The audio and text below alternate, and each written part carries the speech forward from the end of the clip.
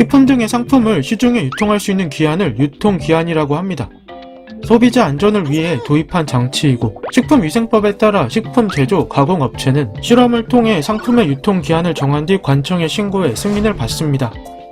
유통기한이 식품의 신선도를 보증하는 절대적인 기한은 아니나 소비자 판단에 도움을 주는 지표이므로 많은 소비자가 유통기한을 확인하는 습관을 지니고 있습니다. 그런데 약에도 유통기한과 같은 개념인 사용기한이 있다는 사실을 알고 있으신가요? 약도 사람이 먹는 것이므로 당연히 있을 것으로 생각하는 사람이 많을 텐데 의약품의 사용기한은 식품의약품안전처가 고시한 의약품 등의 안정성 시험 기준에 따른 안정성 시험 중 장기 보존 시험을 기준으로 정해집니다. 이 시험을 통해서 약의 유효성과 안정성을 보장할 수 있는 최소한의 사용기간과 보관 조건을 알아냅니다. 이외에도 여러 시험을 거치는데 더 이상의 자세한 설명은 생략하겠습니다. 그런데 대부분 사람이 약국에서 구매한 약을 다 복용하는 것은 아닙니다. 증상이 완화되면 약이 더는 필요 없으므로 남은 약은 방치하다가 나중에 비슷한 증상이 나타났을 때 찾거나 까먹고 새로 구매합니다. 이런 이유로 사용기한을 넘기는 약들이 많습니다. 사용기한을 넘긴 약은 원칙적으로 폐기해야 합니다.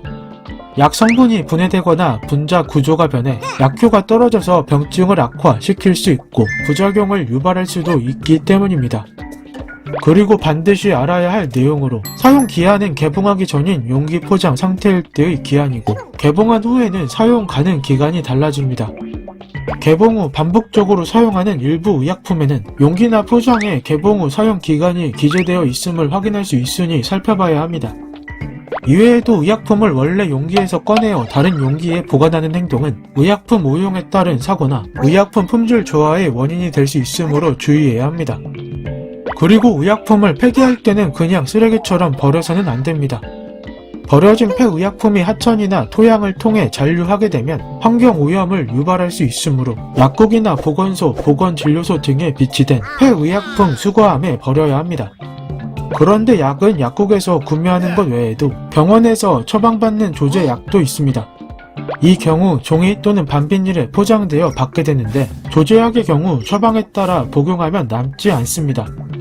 문제는 환자가 스스로 상태가 호전됐다고 판단해 복용을 멈춘 뒤 조제약을 보관하고 있다가 시간이 흘러 비슷한 증상이 나타났을 때 남긴 조제약을 다시 복용하는 경우입니다.